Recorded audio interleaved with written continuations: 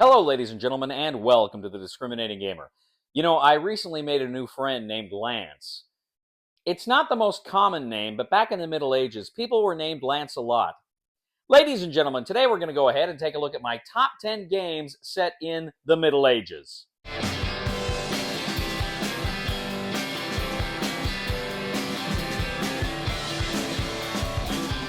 All right, ladies and gentlemen, so my top 10 medieval games, Middle Ages games. A lot of good stuff here. Really quickly, some honorable mentions. First of all, from GMT Games, Men of Iron Tri-Pack. This was a game that had a lot of different medieval scenario war games. It was a lot of fun. Braveheart Solitaire from Worthington Games.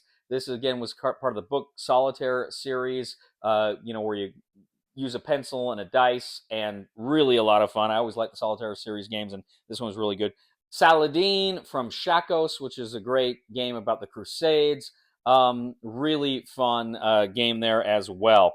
Really got a kick out of that one. And also Crusader Rex, which was a great from Columbia War Games, which is also another great game set during the Crusades. I like that one as well. But anyway, let's go ahead and jump right into it. My number 10. My number 10 is Richard the Lionheart from Come On. Now, Richard the Lionheart is a great game that is, of course, kind of set in the era of Robin Hood, with Richard the Lionheart going off to the Crusades. But you take on the roles of various people in the realm here, trying to influence things. And what's cool is it plays up to 6 players. The number you want to play with is 5, because you have 2 teams, but then with the 5th player is kind of ambiguous. And depending on circumstances on the board, he's going to go one way or the other. That really kind of gave it a sense of chaos and not quite knowing where you stand at any one time. And it was a much more fun way to play the game than playing with the full 6. But it's a really good game of worker placement, trying to go to the different places to get things done. And kind of area control, some area control there. And again, it's a team game, which I always really enjoy. So that is Richard the Lionheart. That is my number 10, and that is from Come On. My number 9 is a block war game from Columbia Games. This is Hammer of the Scots. Now, Hammer of the Scots is great because, of course, you get England against kind of the Scottish lords, and you're going in there.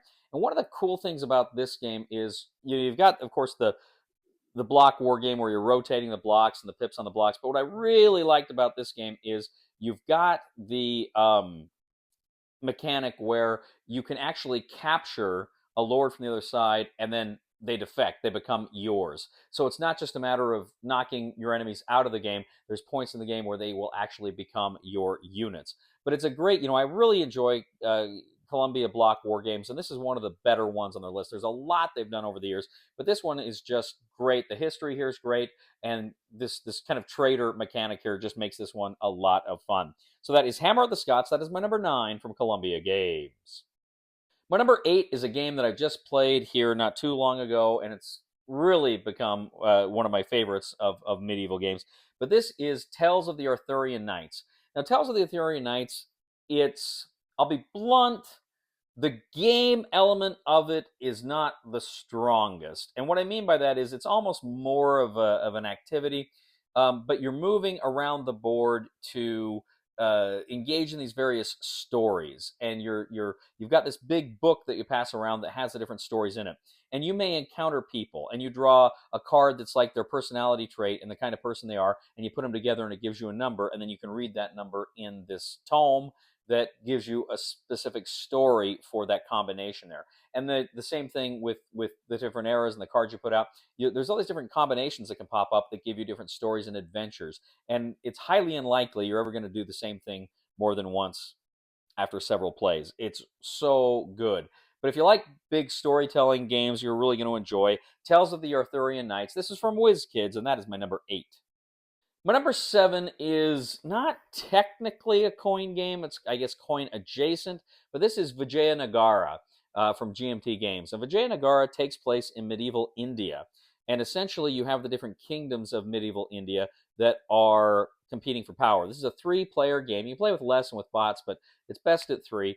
And you've got kind of the main kingdom that's already dominating. You have these 2 other kingdoms that are trying to kind of rise up against her. And this was the first kind of coin-esque game that I ever played, and I really enjoyed it. It's cool because you've also got the Mongols will come in and cause all sorts of problems, and various cards will come up where you can go ahead and score. It was really a lot of fun, and we really enjoyed it. This was one I ended up giving this one to Ray because I think he enjoyed it a little bit more than I did. But again, it was my kind of my gateway into coin, and I really enjoyed it. So this is Vijayanagara. That is number 7, and that is from GMT Games. My number 6 is a game that also takes place during the Crusades, and it was also based on a video game. This is Crusader Kings from Free League. And Crusader Kings is a great map of Europe game. You've got armies that are clashing and fighting, but you've got a lot more going on here. You've got troops that you're actually sending to the Crusades at this time. You've got families that you've got to take care of. So you've got, you know, characters that you have to marry off, and you can form alliances. And one of the things I like here is you got these event cards, and you read the event for like the next person, and they've got choices that they can make there. And I always like games that do that and give you a little bit of choice. Kind of reminds me a little bit of Dead of Winter there, that kind of mechanic. But Crusader Kings, it looks beautiful. It's got I never played the video game. I've heard people say, well, it's nothing like the video game because it's so heavy. But I felt like they did a really good job just in creating a really fun and playable game here. So this is Crusader Kings. That is my number 6, and that is from Free League. My number 5 is a game that came out in the 90s, but I never played it until last year.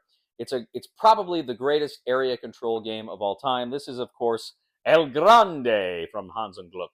This is a great game where you've got, of course, the different players are trying to control different regions of Spain. And you're scoring depending on how many regions you control. You've also got the king there. He's going to lock down regions.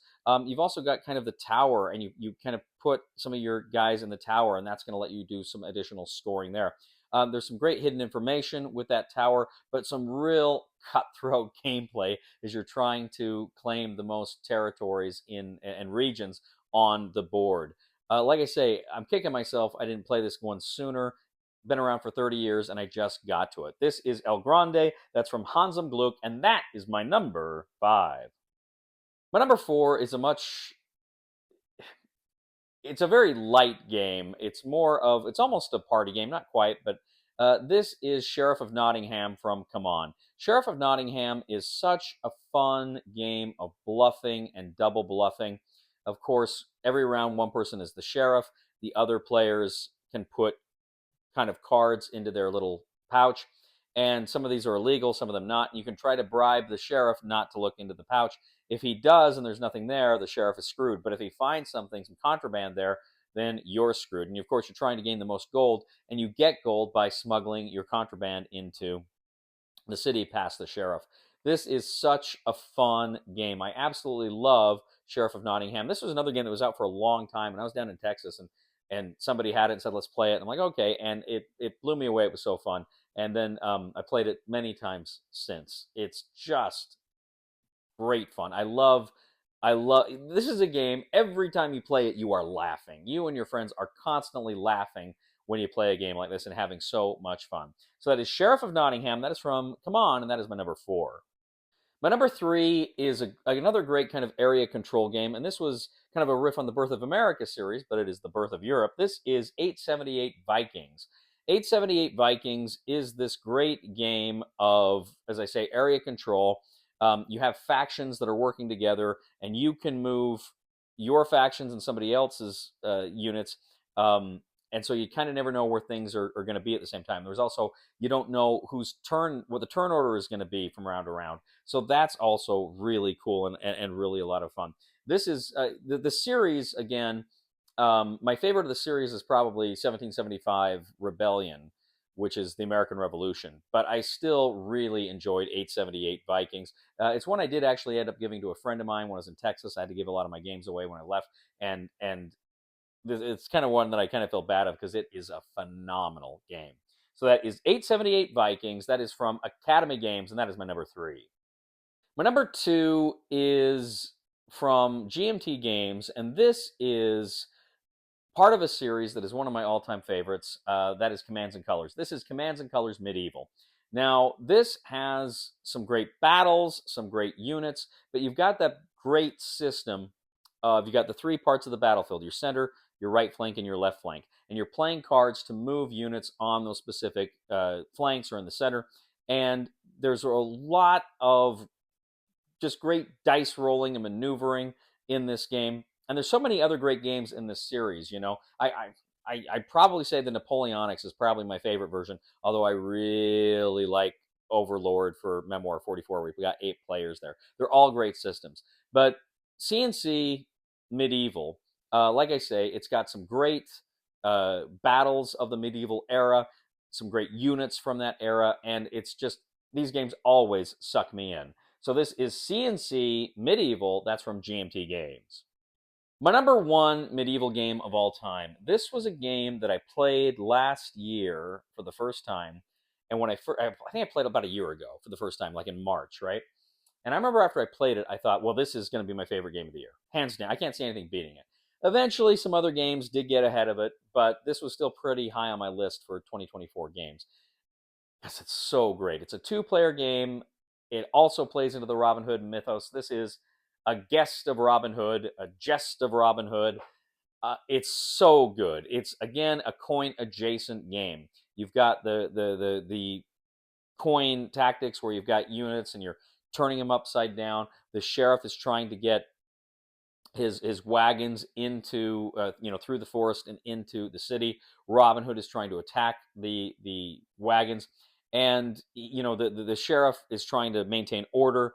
Robin Hood wants justice, and so there's this push and pull on that scale there. Great choices you've got here in this series, and again, it's kind of a coin light game. It's not full coin, but it's kind of got a lot of aspects of coin here.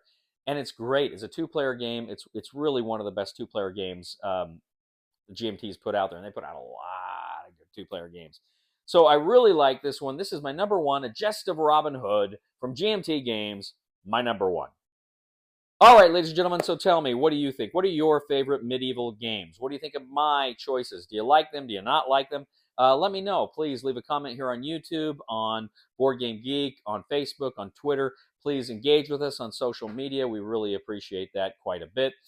Please like and subscribe to this video. That means the world to me. Please also give a thumb to this video on Board Game Geek as well. Now, if you do like what we do on this channel, please check out my other channel, Cody Carlson, PhD, where we talk about military history and books on history, fun things like that. It would, again, mean the world to me if you would subscribe to that channel. And if you do really like what we do here on The Discriminating Gamer, I would humbly ask you to click on the Super Thanks button and leave a tip. What do you call a medieval spy? Sir Valence. Please somebody help me on my feet again, and I don't know where I'm going, and I don't know where I've been. Please somebody help me on the solid ground. It's a long time, and I'll be dying. Once a year I wind up in the band. God knows that I love to fight, but I don't ever win. It's a fine line to damnation, but God let me in.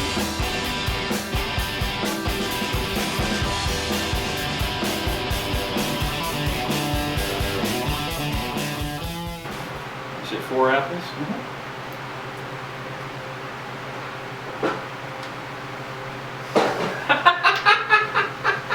Wow, that's 12 you owe me.